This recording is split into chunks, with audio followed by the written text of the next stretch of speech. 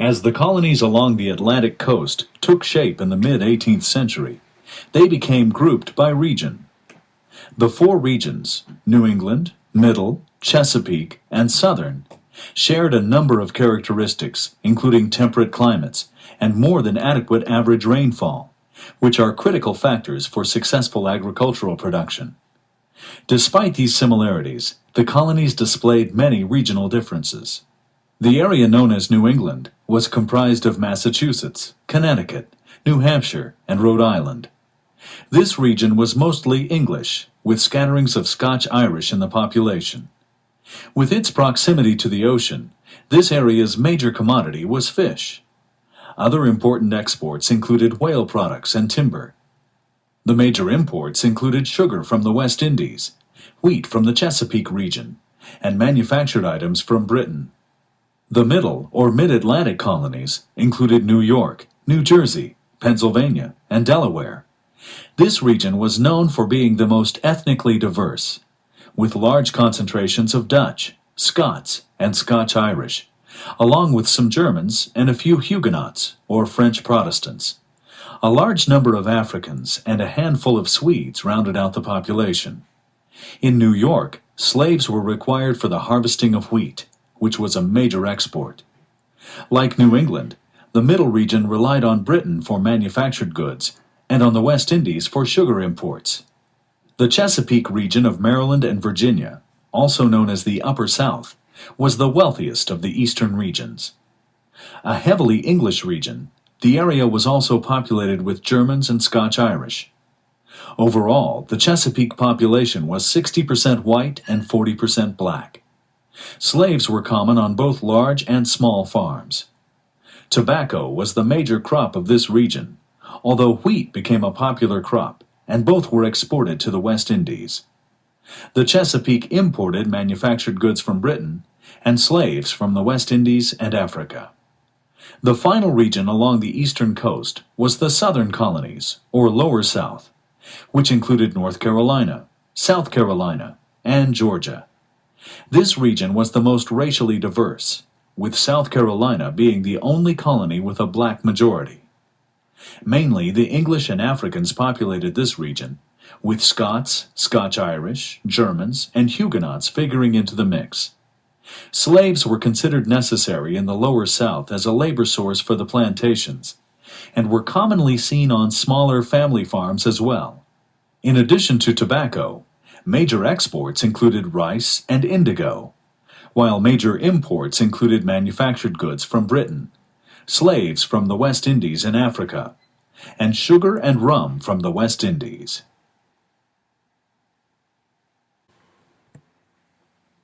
Family and social life for all Anglo-American colonists were marked by certain common conditions.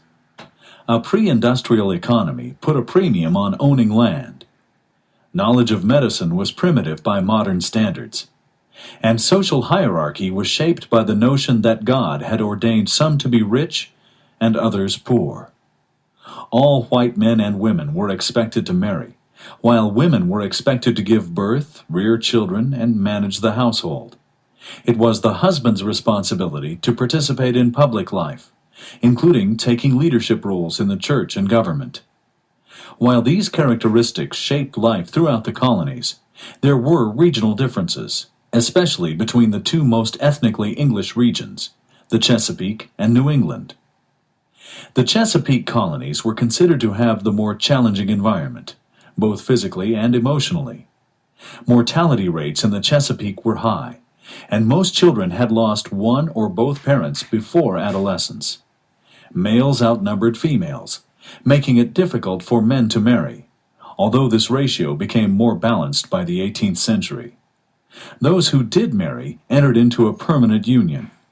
Divorce was unimaginable, and separations were rare. Parents chose their children's spouses, usually putting an emphasis on power and property over love or compatibility. Necessity and the availability of materials dictated housing in the Chesapeake region. Homes in this area were generally built of wood. Homes on elite southern plantations were larger, usually 2 stories, and made from brick. Servants on family farms would sleep in lofts under the homeowner's roof, but slaves shared small wooden huts segregated from the planter's home. In the South, food was considered a pleasure rather than just a means of sustenance. Herbs and spices were used liberally, particularly among the elite. Fowl, meat, and game were the standards, and Chesapeake colonists made vegetables a staple of their diet. Slaves subsisted on a diet made primarily of corn, often served as a thick gruel. Education was emphasized by the Chesapeake's gentry. Many were self-educated, studying classical literature, history, philosophy, and science. They hired tutors for their children and sent their sons to England to learn dancing and other arts of gentility. For the rest of the Chesapeake population, schools were few and far between. The Society for the Propagation of the Gospel in Foreign Parts built charity schools. William and Mary, the only institution of higher learning in the colonial South, was chartered as a grammar school in 1693 and didn't function fully as a college until the 1720s. It was designed primarily to develop ministers, but did also offer non-theological subjects. For as much as our well-beloved and faithful subjects, constituting the General Assembly of our colony of Virginia, have had it in their minds and have proposed to themselves, to the end that the Church of Virginia may be furnished with a seminary of ministers of the gospel, and that the youth may be piously educated in good letters and manners, and that the Christian faith may be propagated amongst the Western Indians, to the glory of Almighty God, to make, found, and establish a certain place of universal study or perpetual college of divinity, philosophy, languages, and other good arts and sciences. Charter of William and Mary College, February 8, 1693. Chesapeake families tended to live on isolated farmsteads or plantations, so the church was the primary outlet for socializing. Recreational activities, including dancing, card games, and gambling, took place in people's homes.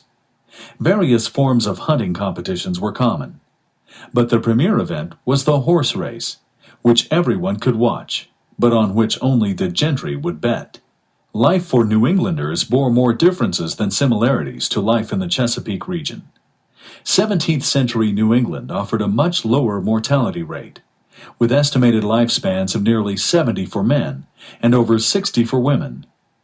The average number of births in a family was 8, with 6 children surviving to adulthood.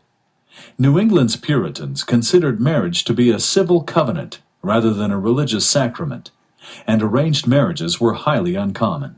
Unlike the Chesapeake, where divorce was unheard of, New England allowed divorce for such things as adultery, excessive cruelty, or desertion.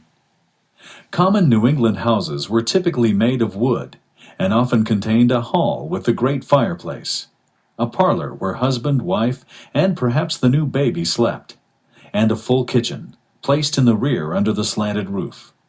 Under the homes were cellars for storage, salting, and dairying.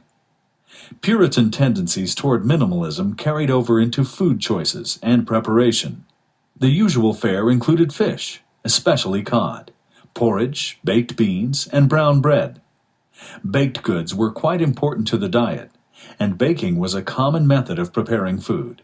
New Englanders used mostly cornmeal and rye, reserving wheat for special occasions.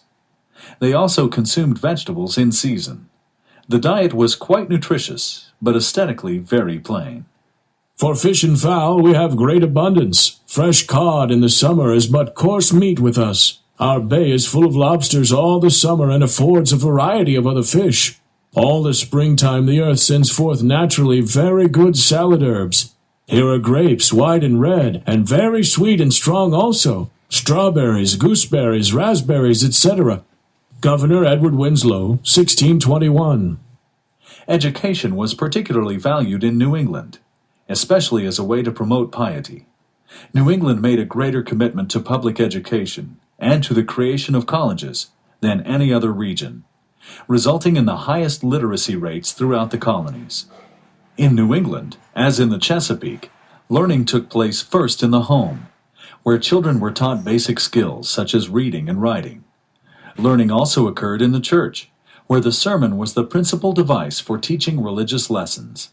In 1647, Massachusetts decreed that towns with 50 families had to support a petty school, where young girls and boys would learn reading and ciphering, and towns with 100 a grammar school, which might teach Latin, Greek, and even Hebrew. Other New England colonies soon followed suit. Massachusetts chartered Harvard College in 1636, just 7 years after the colony itself was chartered, primarily to educate ministers. By the end of the 17th century, half of the graduates were taking other occupations. Connecticut chartered Yale in 1701 to fight off Harvard's perceived theological liberalism. The late colonial period witnessed the founding of the College of Rhode Island, renamed Brown, and Dartmouth, which was originally an Indian school. Recreation in New England differed greatly from recreation in the Chesapeake. Whereas the Chesapeake peoples loved competitions that demonstrated individual skills, New Englanders focused on team events, including the predecessors of football and baseball. Due to New England's strict religious principles, Sunday sports were forbidden, and games of chance, racing, and activities involving drinking were strongly discouraged.